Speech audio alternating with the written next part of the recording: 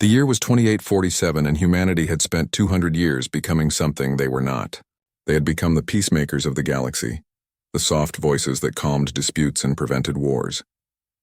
Every alien species knew humans as the gentle diplomats who smiled and talked their way through problems. Earth, the planet that birthed humanity, was now called the Garden of Compromise.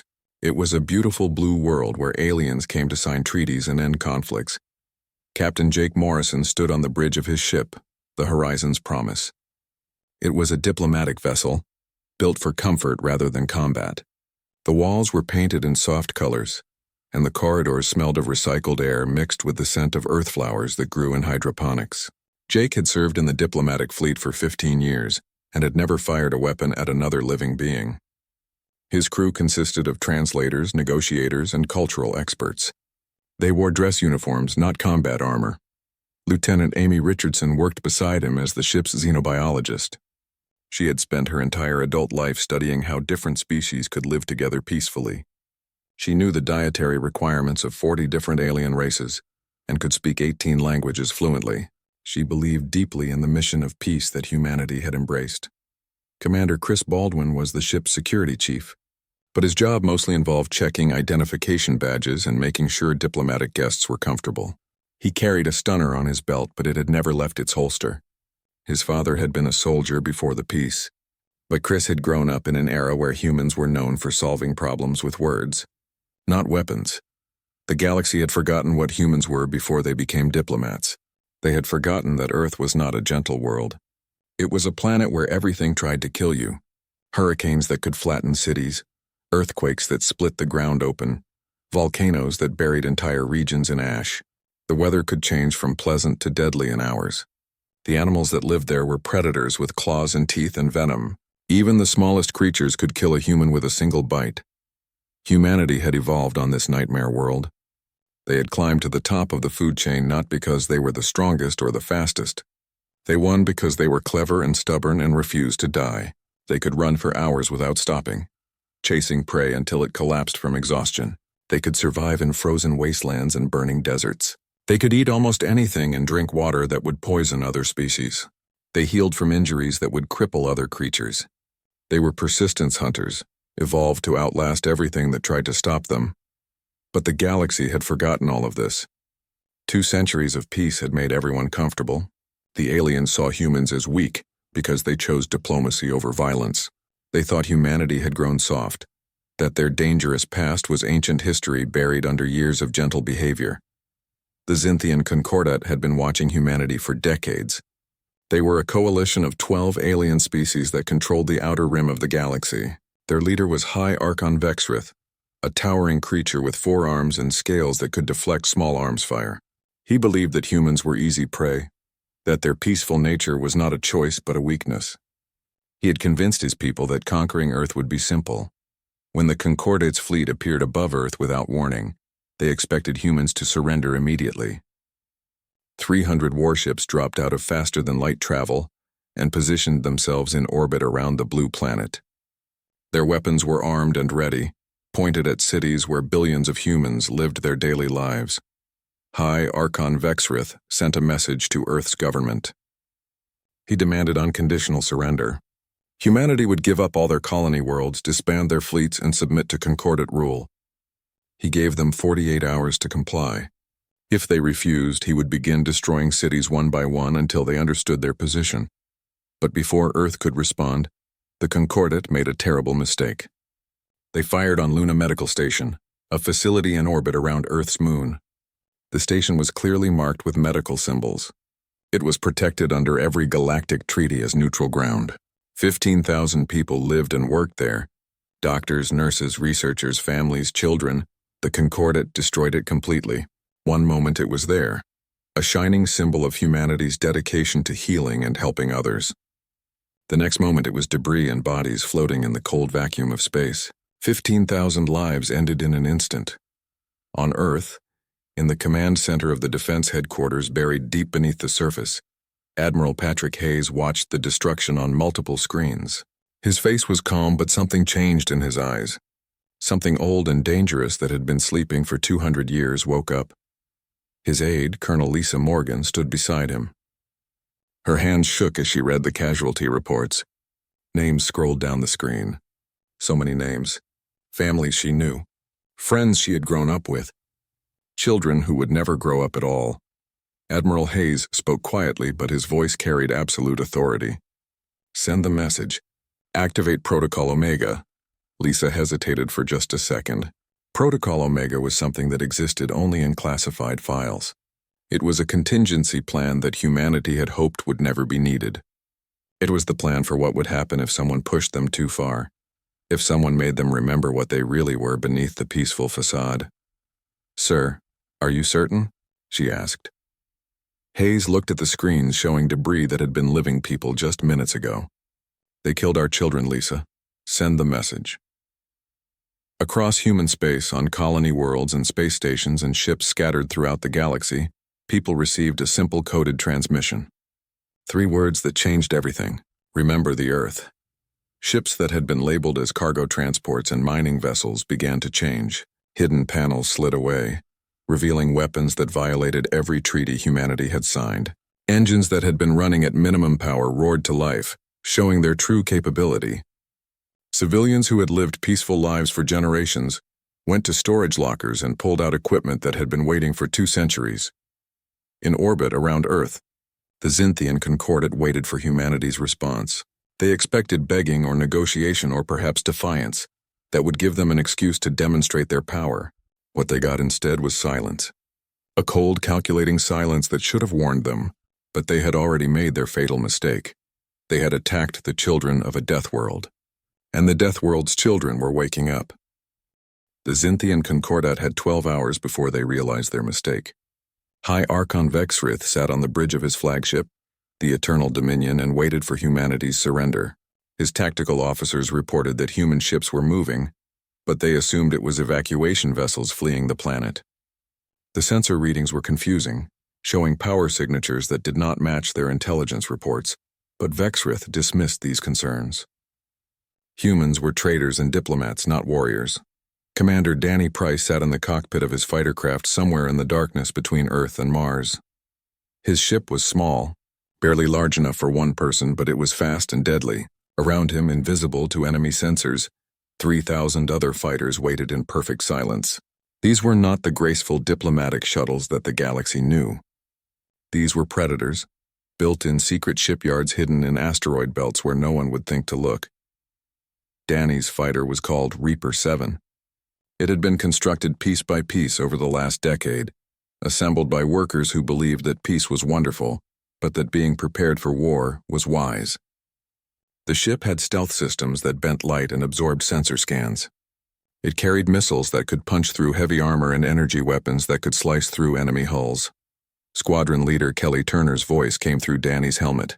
She was Reaper 1, the leader of the entire fighter wing. "All units, this is Reaper 1. You all know what we're here for. You all saw what they did to Luna Station. Today we show them why humanity survived Earth. Today we remind the galaxy what happens when you threaten our families. Make them remember. Make them afraid." Danny checked his weapons one last time. His grandmother had been on Luna Station. She was a pediatric nurse who had dedicated her life to helping sick children. She had sent him a message just hours before the attack, telling him about a little alien girl she had helped save from a rare disease. Now his grandmother was gone, and that little girl was gone, and 15,000 others were gone with them. The human fleet dropped their stealth systems all at once. One moment the space around Earth appeared empty except for the Xinthian ships. The next moment, thousands of human vessels appeared like ghosts becoming solid. Fighters, destroyers, cruisers, and carriers. All of them had been hidden, waiting for this moment. The Xinthians panicked. Their sensors had shown nothing, and suddenly they were surrounded. Human fighters swarmed their capital ships like insects attacking something much larger than themselves. But these insects had teeth. Danny pushed his fighter forward, accelerating at speeds that would have killed most alien species from the Force alone. Humans had evolved in Earth's heavy gravity, and their bodies could withstand pressures that would turn other creatures into paste. He pulled maneuvers that seemed impossible, spinning and diving and climbing in patterns that defied logic. His targeting computer locked onto a Xinthian destroyer, and he fired. 3 missiles streaked across the darkness and slammed into the enemy ship's engine section. The destroyer tried to evade, but human weapons were faster than their point defense systems could track. The explosions tore through the ship's rear and it began to tumble. "Dead in space, Splash One," Danny reported calmly, already searching for his next target. Captain Jake Morrison stood on the bridge of the Horizon's Promise, except it was not called that anymore. The ship's true name had been revealed when Protocol Omega activated. It was the Horizon's Fury, and the gentle diplomatic vessel had transformed into something very different. Hidden weapon bays had opened, revealing railguns and missile launchers. The comfortable crew quarters had been reconfigured into tactical stations. Lieutenant Amy Richardson sat at the weapons console. She had never expected to fire a shot in anger, had spent her entire career studying peaceful coexistence, but she had also lost friends on Luna Station, and now her hands moved across the controls with steady purpose. "Target their command ship," Morrison ordered. His voice was different now, harder and colder than it had been just hours ago. Amy worked her console, calculating firing solutions with the precision she had once applied to xenobiological research. "Firing solution locked, Captain." "Then let's teach them a lesson they should have learned long ago. Fire." The Horizon's Fury's main railgun spoke once. It was a massive weapon that used electromagnetic force to accelerate a solid projectile to a fraction of the speed of light. The round crossed the distance between the human ship and the Eternal Dominion in less than a second. The Xinthian flagship's shields tried to stop it, but they might as well have been made of paper. The projectile punched through the shields, through the armor, through 3 separate decks, and detonated inside the ship's main reactor. The explosion was bright enough to be seen from Earth's surface. The Eternal Dominion broke apart, its pieces tumbling in different directions. High Archon Vexrith managed to escape to a smaller vessel, but his flagship was gone and with it a third of his command staff. On Mars Colony, the red planet that humanity had been slowly transforming into a livable world, Lieutenant Ben Harper led his Marines against Xinthian ground forces. The enemy had attempted to land and seize the terraforming stations, thinking they could use them as hostages to force Earth's surrender. They expected to face security guards or police officers. What they found instead were soldiers whose training included fighting in environments that would kill most species within minutes. Mars was cold and had almost no atmosphere. The dust storms could strip flesh from bone. The radiation from space poured down without a magnetic field to block it. It was a gentle paradise compared to some regions of Earth. Ben and his squad moved through a massive dust storm that blinded the Xinthian sensors. The aliens relied on their advanced technology to see and fight. Humans had evolved to track prey across vast distances using nothing but their eyes and their minds. They could read the subtle signs in the environment, could predict where an enemy would be by understanding how they thought and moved. The Marines picked off the Xinthian soldiers one by one. The aliens never saw them coming through the red dust. They died confused and frightened, unable to understand how humans could fight so effectively when their own systems were useless. "Remember what the instructor told us in training?" Ben whispered to his squad through their communication system. "Our ancestors hunted mammoths with sharpened sticks. These aliens don't stand a chance." After 6 hours of combat, the Xinthian Concordat had lost 40% of their fleet. Their carefully planned invasion had turned into a disaster. Ships that should have been easy prey had turned into nightmares. Weapons that should not have existed were tearing through their formations. And the humans fought with a ferocity that terrified them. High Archon Vexrith, now commanding from a much smaller ship, gave the order to retreat. His forces pulled back, trying to escape to the outer system where they could regroup, but Admiral Hayes had no intention of letting them run. "All ships pursuit course," Hayes ordered from Earth's command center. "We are going to teach the galaxy a lesson they should never have forgotten. Humans are peaceful because we choose to be, not because we have to be." Colonel Lisa Morgan stood beside him, watching the tactical displays. "Admiral, the Galactic Council will protest. They'll say we're violating the rules of civilized warfare."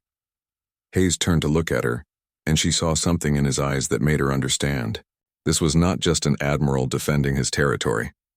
This was a human being who had watched children die, who had seen the worst crime committed against his species, and who would not rest until justice was served. "Let them protest," Hayes said quietly. "Let the whole galaxy protest. They need to remember something important. Earth is not a gentle world, and we are not a gentle people. We tried to be. We really did." But they pushed us too far. The human fleet pursued the retreating Concordate forces, and the galaxy watched in shock as the peaceful diplomats of Earth transformed into something from their nightmares. The Xinthian Concordat retreated to their home territory in the Vex Nebula, a region of space filled with dense gas clouds and dangerous radiation. They had chosen this area as their home because it made warfare difficult for conventional fleets. The thick clouds blocked sensors and disrupted communications. The radiation interfered with guidance systems and navigation computers. The Concordat had centuries of experience fighting in this nightmare environment. They believed they would be safe there.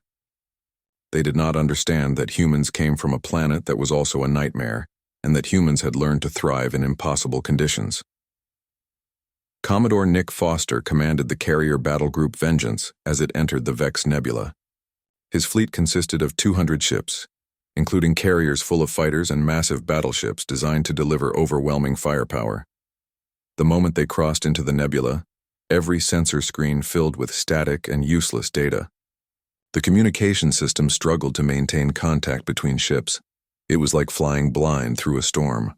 All ships switched to manual navigation, Foster ordered. His crew looked at him with surprise, but they obeyed. Manual navigation meant relying on human judgment instead of computers, using eyes and instincts instead of precise sensor data. For most species, this would have been suicide. For humans, it was just another day on Earth. Their ancestors had navigated across oceans using only the stars and their understanding of wind and water. They had crossed continents by reading the land and the sky. The ability to find their way through difficult conditions was built into their DNA. Fighter pilot Laura Chen flew her craft through a radiation storm that should have fried every electronic system in her ship.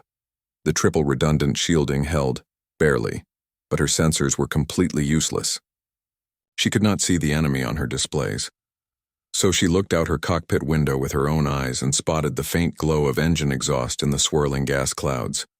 She fired without using her targeting computer, trusting her own judgment about distance and speed. Her missiles hit a Xinthian destroyer that never knew she was there. The explosion briefly lit up the nebula like lightning in a thunderstorm. "Splash one," Laura reported, her voice steady despite the adrenaline coursing through her system. She was already turning, searching for the next target with her eyes, flying her ship the way her ancestors had flown primitive aircraft over 100 years ago. The battle for the Vex Nebula lasted 3 weeks.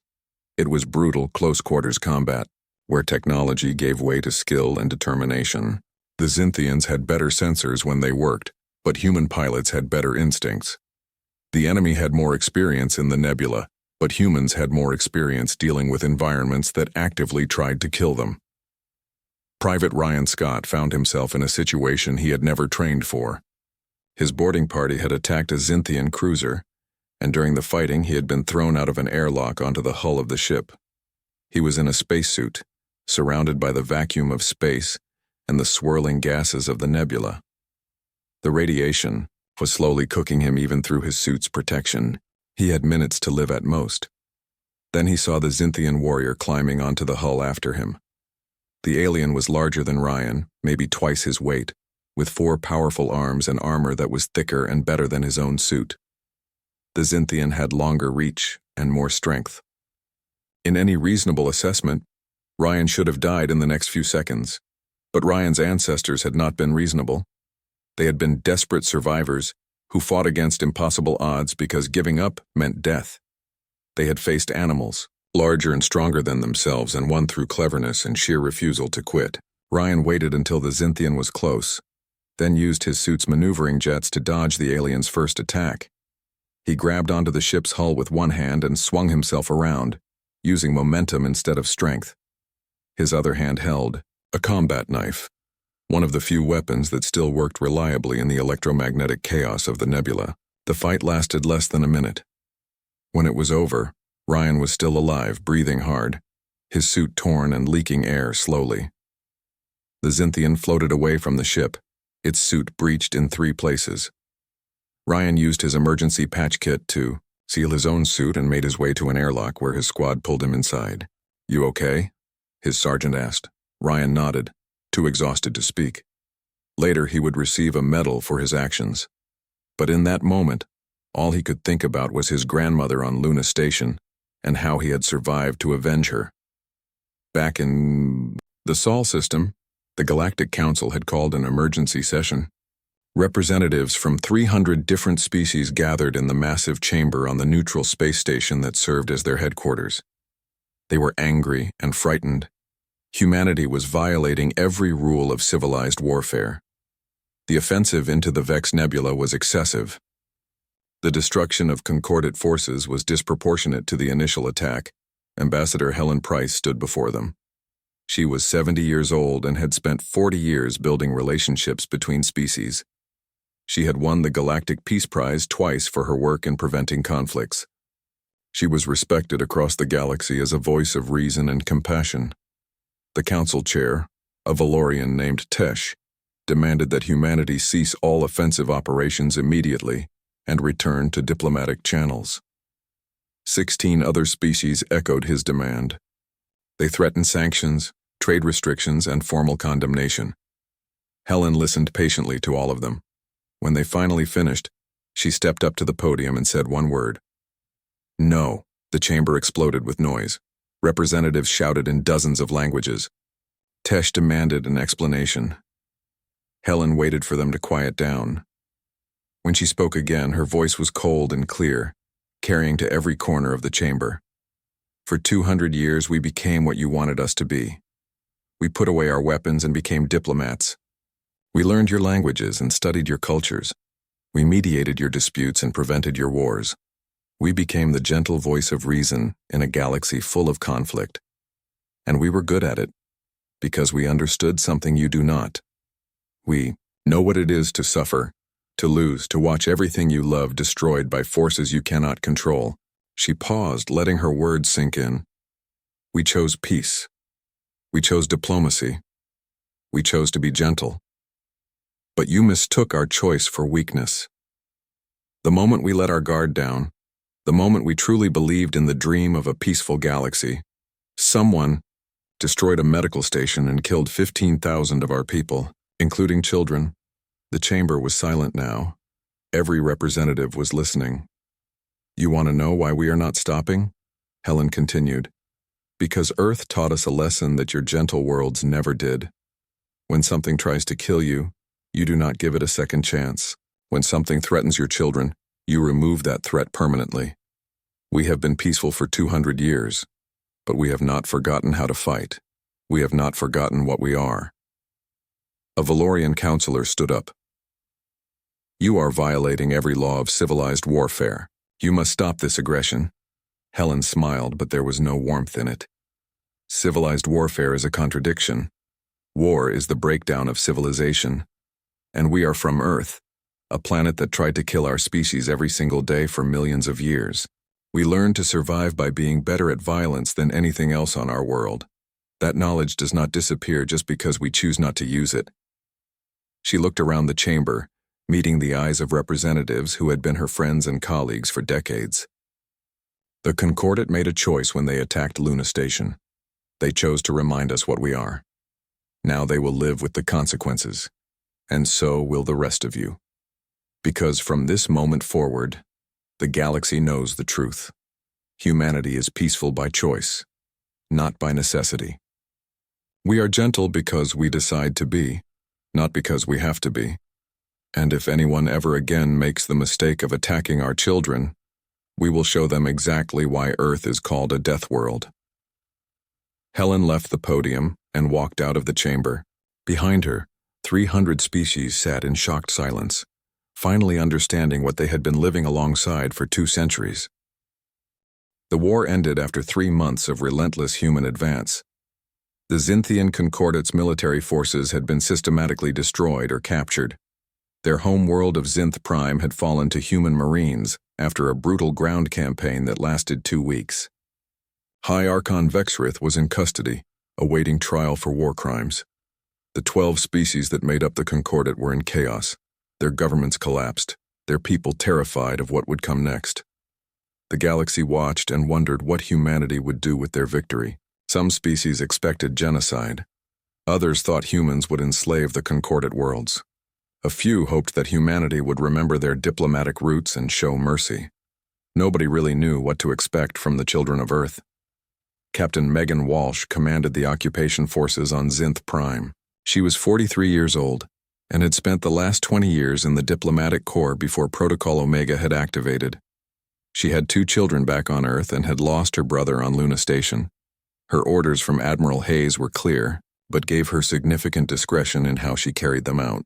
Establish security, dismantle military infrastructure, ensure the Concordat could never threaten human space again. The first thing Megan did surprised everyone. She ordered her forces to establish field hospitals in the Zinthian cities that had been damaged during the fighting. Human medical teams began treating wounded Zinthian civilians, asking nothing in return. They set up food distribution centers to feed populations cut off from supply chains. They restored power and water to neighborhoods that had lost basic services. A Zinthian civilian named Kyrex approached one of the human aid stations with his injured daughter. He was terrified, expecting the humans to turn them away, or worse. Instead, a human doctor named Sarah took his daughter immediately and began treating her wounds. The girl had been hurt when a building collapsed during the fighting. Her leg was badly broken and infected. Sarah worked for 6 hours to save the leg. When she was finished, she looked up at Kyrex with tired eyes. "She'll be okay. The infection was bad, but we caught it in time. She'll need to stay here for a few days." Kyrex stared at her in confusion. "Why are you helping us?" "We are your enemies." Sarah shook her head. "Your leaders were our enemies. Your daughter is just a kid who got hurt. That's what doctors do. We help people who are hurt." Similar scenes played out across Zinth Prime. Human soldiers who had been fighting with deadly efficiency just days before were now helping rebuild destroyed infrastructure. Engineers repaired bridges and roads. Teachers volunteered to help restart schools. It was confusing to the Zinthian population, who could not understand why their conquerors were acting this way. The truth was that humans understood something about war that many other species did not. Destroying an enemy was easy. Building something better from the ruins was hard. And humans were very, very good at doing hard things. Captain Megan Walsh met with the surviving Zinthian officials who had not been part of the war leadership. She sat across from them in a room that had once been used for Concordat military planning. Now it was a coordination center for reconstruction efforts. "We need to talk about the future," Megan said simply. "Your military is gone. Your government is gone. But your people are still here and they need leadership." One of the Zinthians, a female named Vexa, spoke cautiously. "What will you do with us? Will you make us slaves? Will you take our world?" Megan shook her head. "No. Earth does not want an empire. We never did. But we also cannot allow you to rebuild a military that might attack us again. So here is what is going to happen. You will form a new government, one that represents your people fairly. We will help you rebuild your infrastructure and economy. In exchange, you will accept human oversight of your military and foreign policy for the next 20 years. Another Zinthian, an older male named Cortex, looked skeptical. "Why? Why help us at all? We killed your people. We started this war." Megan was quiet for a moment, thinking about her brother who had died on Luna Station. "Because that is what being civilized actually means. It is not about never fighting. It is about knowing when to stop fighting and start building. Your leaders made a terrible choice, and they will pay for it. But your people do not deserve to suffer forever because of that choice." The trial of High Archon Vexrith became one of the most watched events in galactic history. It was held on Earth, in the international court that humanity had built for resolving disputes.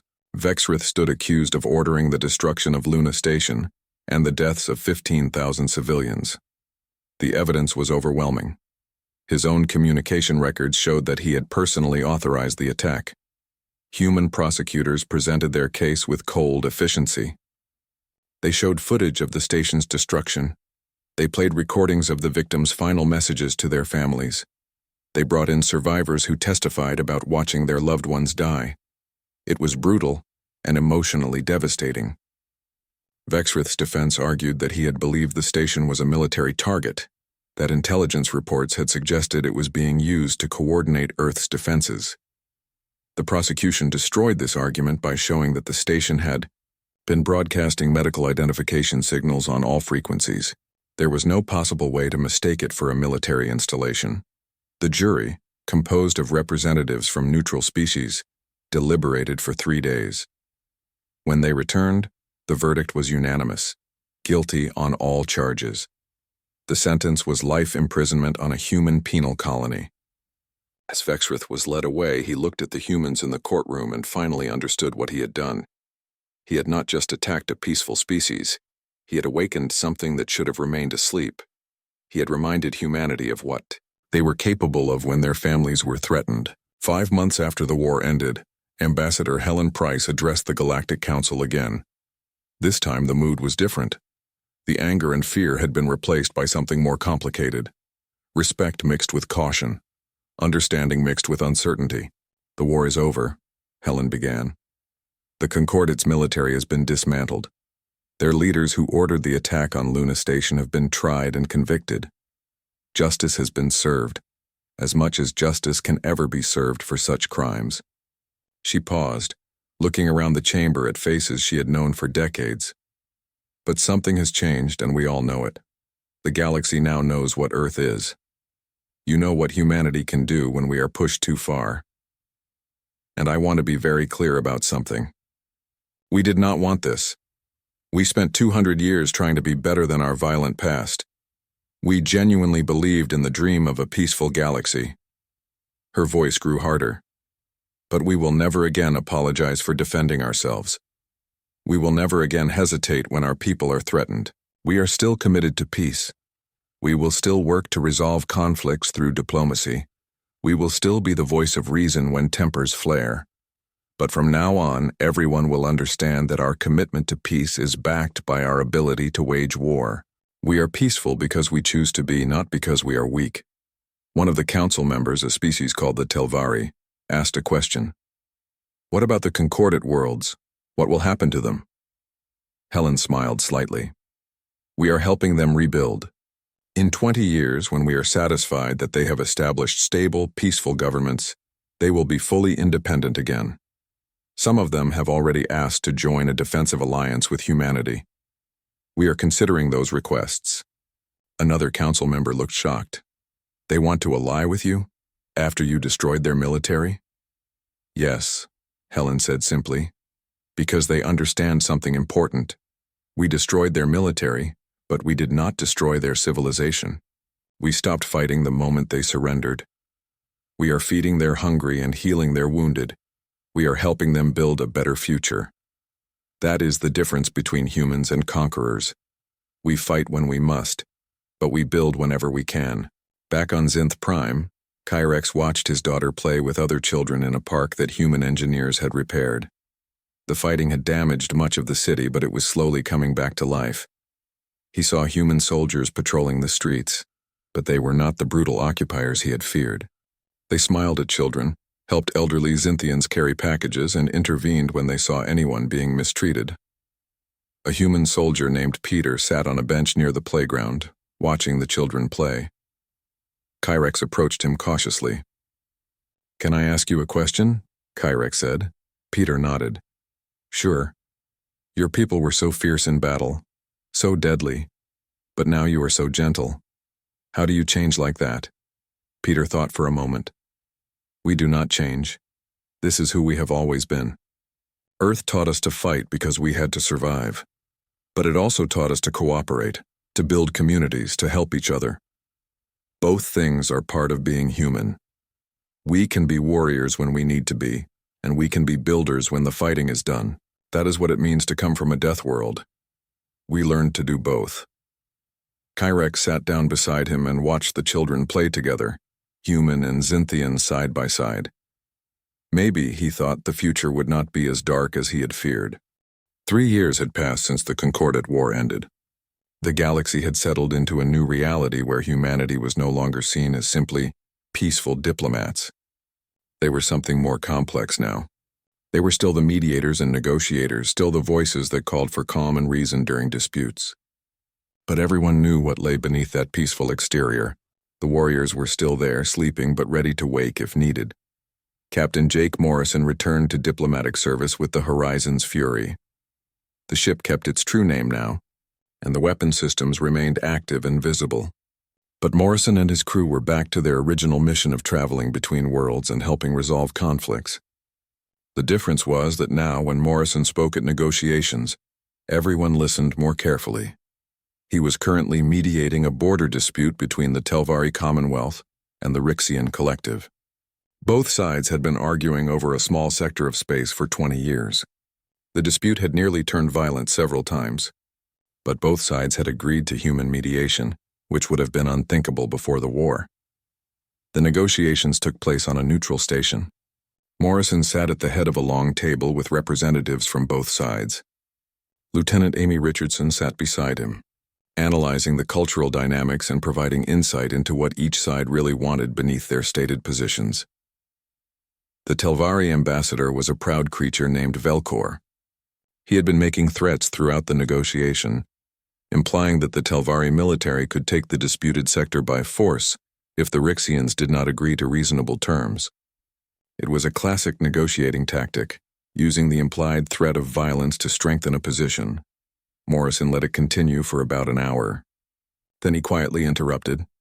"Ambassador Velcor, I need to stop you there. These threats are not helpful." Velcor stiffened. "I am merely stating facts about military capabilities." Morrison leaned forward slightly. "No, you are trying to intimidate the Rixian delegation. And I need you to understand something. Empty threats do not work anymore in galactic diplomacy. If you are genuinely prepared to go to war over this border sector, then say so clearly. Earth has a mutual defense treaty with the Rixian Collective. If war comes, we will honor that treaty." The room went very quiet. Velcor's four eyes widened slightly. Morrison continued in a calm, reasonable voice. "Before you make that decision, I suggest you review the historical files from the Concordat War. Not the parts where we helped rebuild. The parts where we dismantled their entire military in less than 3 months. Then ask yourself if this border sector is really worth it." Velcor was silent for a long moment. Then he nodded slowly. "Perhaps we should focus on diplomatic solutions." The negotiations concluded successfully 2 days later. Both sides left with an agreement they could live with. Morrison's reputation as a mediator grew, but it was a different kind of reputation than before. He was not successful because he was gentle and persuasive. He was successful because everyone knew that humanity's peaceful words were backed by the ability to enforce them if necessary. On Earth, Commander Lisa Morgan ran the Terran Defense Initiative with careful attention to both military readiness and diplomatic impact. The organization's mission was to ensure humanity could respond quickly to any threat, while also building relationships with other species military forces. One of Morgan's most controversial decisions was to open Earth's military academies to alien students. She invited young officers from dozens of species to come train alongside human cadets. The official reason was to improve cooperation and understanding between different military forces. The unstated reason was to show the galaxy exactly what human soldiers trained for and why they were so effective. Cadet Rixel was a young Valorian who had grown up hearing stories about peaceful, diplomatic humanity. He had volunteered for the exchange program expecting to learn about human negotiation techniques and cultural awareness. Instead, he found himself in his 3rd week of basic training in the Australian outback, one of Earth's more moderate training environments. The temperature was 50 degrees Celsius. The humidity made every breath feel like drowning. Rixel had been marching for 6 hours carrying equipment that weighed almost as much as he did. His human drill instructor, Sergeant Kyle Matthews, expected him to complete another 20 kilometers before nightfall. Rixel's legs were shaking. His vision was starting to blur. He had never experienced anything like this in his life. The Valorian homeworld was a gentle paradise with stable weather and comfortable temperatures. This was hell. "Sir," Rixel gasped, "I do not understand. Why train in such extreme conditions? This is not realistic for most combat situations." Sergeant Matthews looked at him with something that might have been sympathy. "Son, this is actually mild for Earth. We have places where the temperature goes below freezing for months at a time. We have deserts where you would die of dehydration in hours without water. We have jungles where everything that lives wants to eat you or poison you. Human children grow up learning that the environment is never your friend. He paused, letting Rixel catch his breath for a moment. We train in extreme conditions because we learned something important from Earth. You cannot control the environment. You cannot make it comfortable. You can only prepare yourself to survive whatever it throws at you. That is what makes humans dangerous. Not our weapons, not our ships. Our mindset. We expect things to be difficult, and we refuse to quit even when they are. 60% of the alien cadets washed out of the program in the first year. It was not a failure rate that anyone had expected, but it made a point. The 40% who completed the training returned to their homeworlds with a deep respect for humanity and a better understanding of why attacking Earth was a mistake. One of the successful graduates was a Xinthian named Carix. He had opposed his government's decision to attack humanity and had been imprisoned for his protests. After the war, he had been released and had volunteered for the exchange program as a way to build bridges between his species and humanity. Carix now served as Captain Megan Walsh's second-in-command on Xinth Prime. The occupation was winding down as the Xinthian government stabilized and proved it could maintain peace without human oversight. Walsh and Carrick stood together watching the first joint human-Xinthian patrol depart from the rebuilt spaceport. "Do you think this will work?" Carrick asked quietly. "Can our species truly move past what happened?" Walsh considered the question carefully. She thought about her brother who had died on Luna Station. She thought about the Xinthian children she had helped save during the reconstruction. She thought about the complicated truth of being human in a galaxy that still did not fully understand them. "We never forget," she said finally. "Humans do not forgive easily, and we do not let go of our grief. But we are also builders. Earth taught us that survival means adapting and creating something better than what existed before. We can be both warriors and builders, both angry and compassionate. That is not weakness. That is being human." Carrick nodded slowly. "Your species is very complicated." Walsh smiled slightly. "Yes, we are." In the outer reaches of the galaxy, new threats were emerging. The Kryloth swarm, a hive mind species that consumed everything in its path, had destroyed 6 civilizations in the past decade. Intelligence reports suggested they were moving toward Galactic Council space. The Council had been debating the threat for months, forming committees and subcommittees, discussing possible responses without taking any real action. Humanity mobilized their forces in 72 hours. Admiral Hayes, who had officially retired after the Concordat War, was recalled to active duty to coordinate the response. He stood in the operations center watching deployment schedules and fleet movements. "The swarm does not negotiate," he said to his staff. "It does not care about treaties or laws or councils. It just consumes. This is exactly the kind of threat that humanity evolved to deal with. A force of nature that wants to destroy you. And your only choice is to be stronger and more determined than it is." Fighter pilot Laura Chen, now a squadron leader with dozens of combat missions behind her, briefed her pilots before their first engagement with the swarm. Her squadron had been assigned to defend the next terminus, a critical jump point that connected to dozens of populated systems. If the swarm got through, millions would die. "These things do not think like us," Laura told her pilots. "They do not fear death. They do not retreat. They do not negotiate. They are basically a force of nature with teeth. And what do humans do when faced with forces of nature? We survive them. We outlast them. We do whatever it takes to protect what we care about." She looked at each pilot in turn. "Earth threw everything it had at our ancestors. Ice ages, volcanoes, predators that could tear us apart, diseases that killed millions, and we survived all of it through pure stubborn determination. Today we show the galaxy why that matters. We show them that the children of a Deathworld can face any threat and survive." The battle for the next terminus lasted 17 days. The swarm threw wave after wave of ships at the human defensive lines, never stopping, never slowing. Human crews fought in shifts, sleeping at their stations, eating while maintaining combat readiness. It was exhausting beyond anything most species could endure. But humans had been running down prey for. The victory against the Kryloth swarm changed everything. For 3 years since the Concordat War, the galaxy had been uncertain about humanity. Some species respected them, others feared them. Many were confused about what humans truly were beneath their peaceful exterior. But after the Battle of Next Terminus, when humanity stood alone against a threat that had destroyed 6 civilizations and forced it to retreat. The uncertainty ended. The Galactic Council convened an emergency session 3 days after the battle. Representatives from 16 species that had condemned humanity after the Concordate War now requested military alliances. 43 worlds that had closed their borders to human ships reopened them and offered trade agreements. The council chamber was filled with a nervous energy that had not existed before. Council Chair Tesh called the session to order. We have gathered to discuss a proposal that has never been made in the history of the Galactic Council. Multiple member species have requested that humanity be granted the title of First Defense, making them responsible for coordinating our response to existential threats. Ambassador Helen Price sat in the human delegation area, listening. She had known this was coming. After the swarm retreated, after 17 days of watching human forces hold a position that should have been overrun in hours, the galaxy had finally understood something important. Humanity was not just good at war. They were good at the kind of war that mattered most. The kind where you had no choice but to win because losing meant extinction.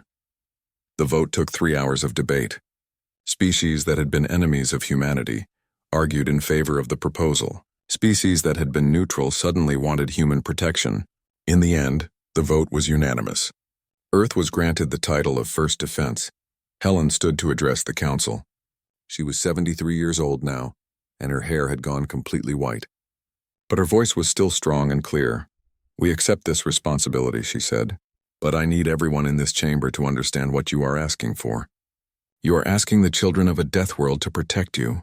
You are asking the species that evolved to survive on a planet that tried to kill them every day, to stand between you and the darkness that threatens civilized space."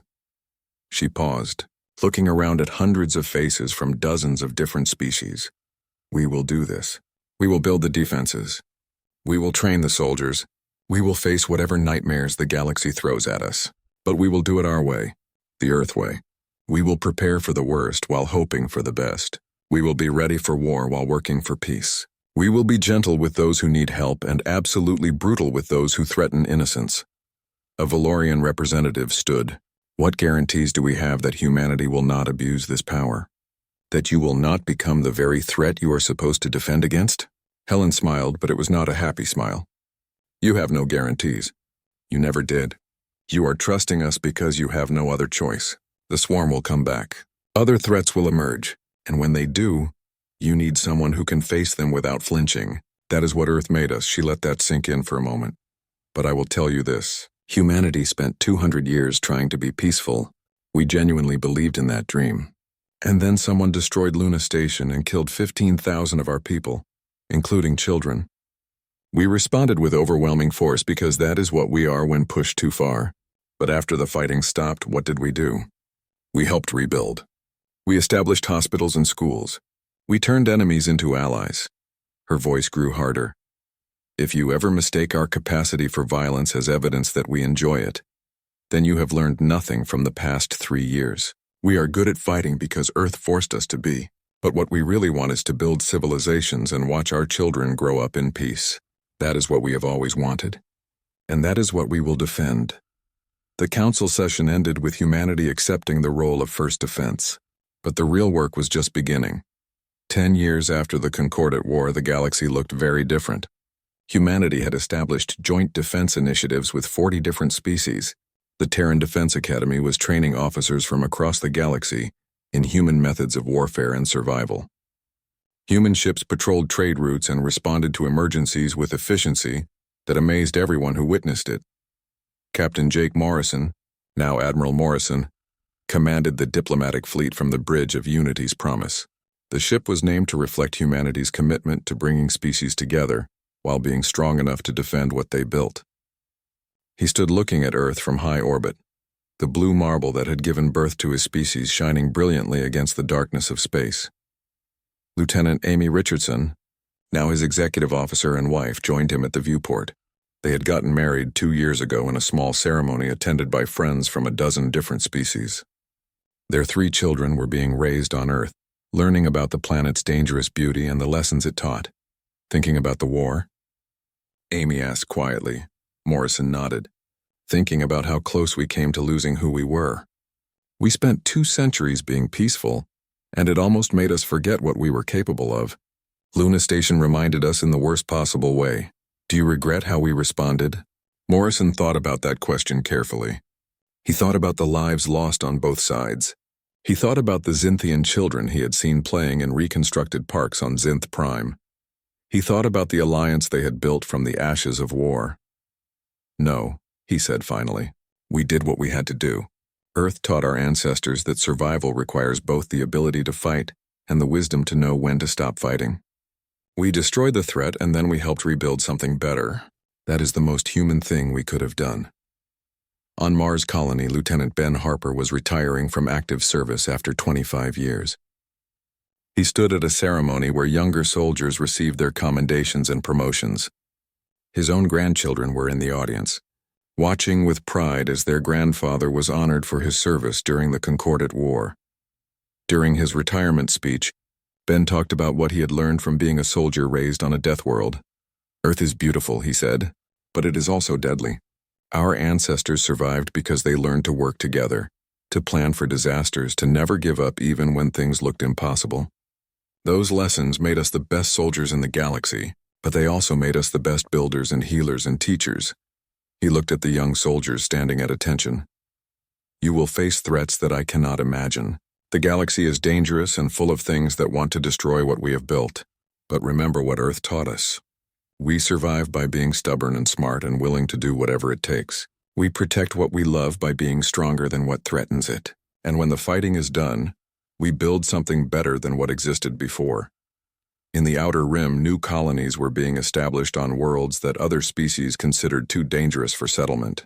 These were planets with harsh climates, dangerous wildlife, and unstable geology. But to humans, they felt like home. Captain Megan Walsh commanded one of these colony ships, bringing 10,000 settlers to a world they were calling New Terra. The planet had gravity 20% higher than Earth's.